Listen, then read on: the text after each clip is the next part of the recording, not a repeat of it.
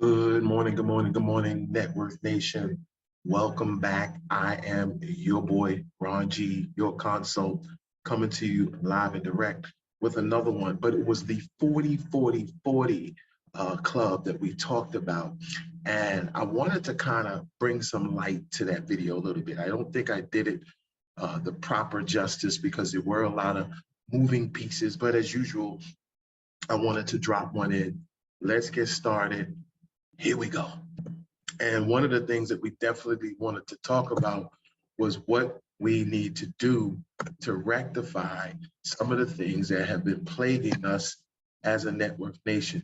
And the biggest thing that we really get stuck on is what retirement looks like and how the Social Security really works. So there's some magic numbers that are associated with retirement. And I want to say this to make this point. They look at a 35-year window. And what they do is they take, the 35-year window is calculated in a way which actually basically looks at the age of 22 years old all the way up until you're 62.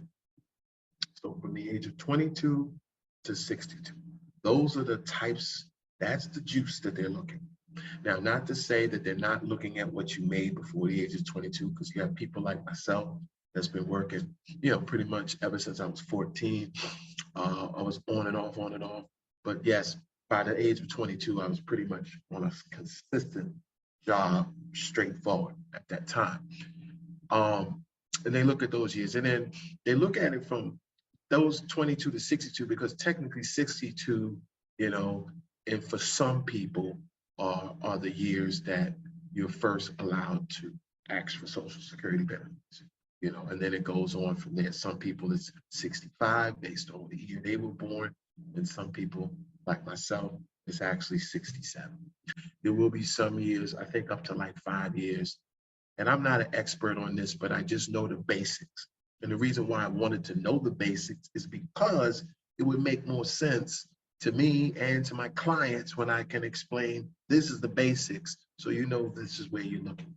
And I even think for childbearing years, for women that stay home, with their children, they allow you to push some of those years away as well by the 420. And of course, if you be crawling under a rock not to know that every year, and he just talked about this a couple of days ago, this is pretty much why I'm dropping the video, that the Social Security payouts do increase, according to inflation, every so many years. If you know that your retirement is going to be based on the highest earning years, when you try to make as much money as possible, I'm telling you, every time you do it, it's always going to come out lower than just the raw numbers. In other words, when you do that 420 and divide that number, and you compare that number to, as you said, oh, I made 60,000, you're going to always come in lower. Whether it's $200 lower, $300 lower, it's always going to be lower. If you don't have anything else going on, you're pretty much in big trouble. And why do I say this? This is something that should be learned at the high school level, because this is an absolute. Let's be realistic. There's a good side to this, and of course, maybe you may say not so good. But the great side to it is that most people are actually living longer, which means, like you say, 2 out of every 5 of your high school co-workers, students, are going to make it to the age of 65. What's not so great is to get to the age of 65 and realize you don't have any money. You can't afford to live. So that's not a good look. And so you understand that the average person is breaking it down and working a 40-hour work week, and you work. And so what's happening is you're banging, you're pounding, you're putting it down, and you're putting it away, right? The 40-40-40 club that we all a part of. And for those of you who work overtime, hey, hats off to you guys as well. Ron showed me this calculation. I'm looking at these numbers and they don't look good to me in the road ahead. So now what do you have? You have more people that are forced to keep working. They're forced to stay on the left side of the diagram because they realize that they don't have enough to retire. The unfortunate thing, you need to understand early in life that the most money you can possibly make is absolutely mission critical when you are depending completely on Social Security, which most people do because we don't understand that.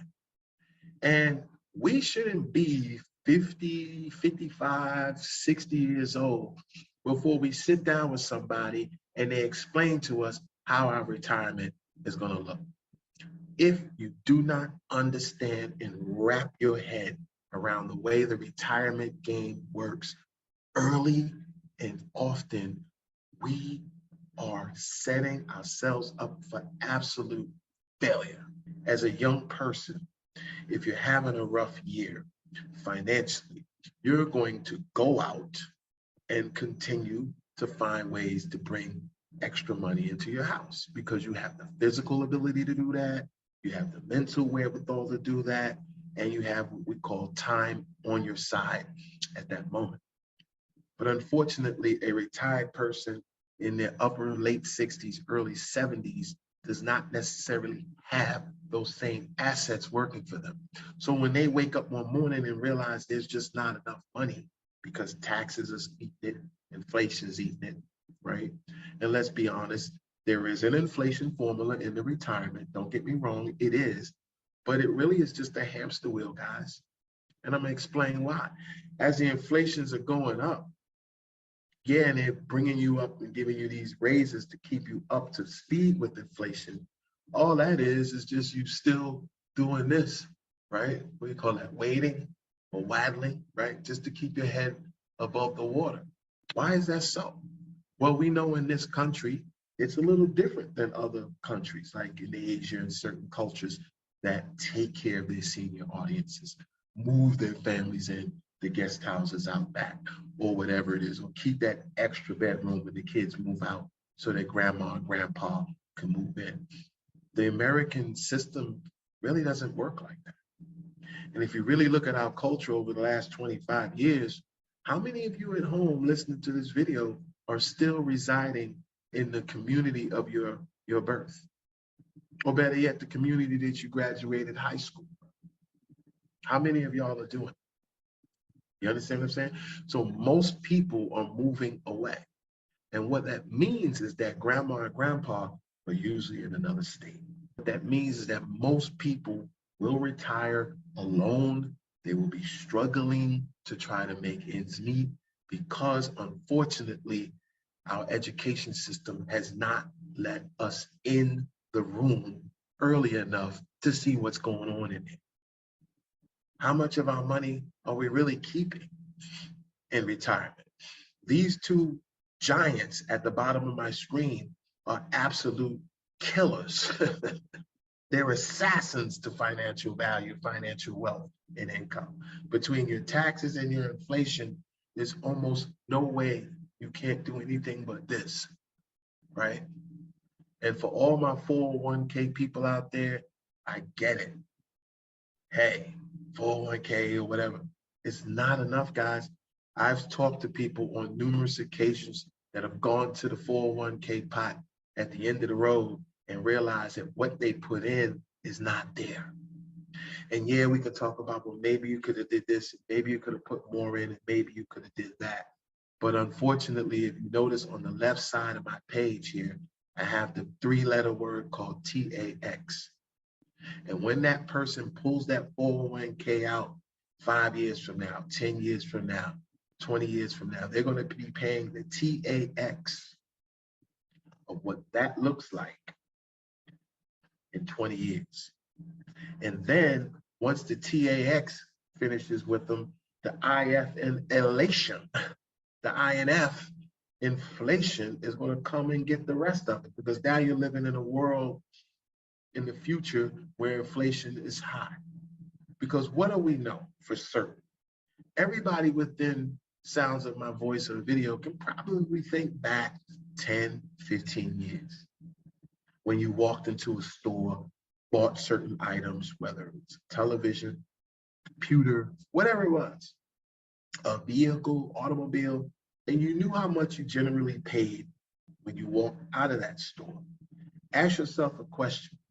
How much is that product now? How much is that computer now? How much is that automobile now?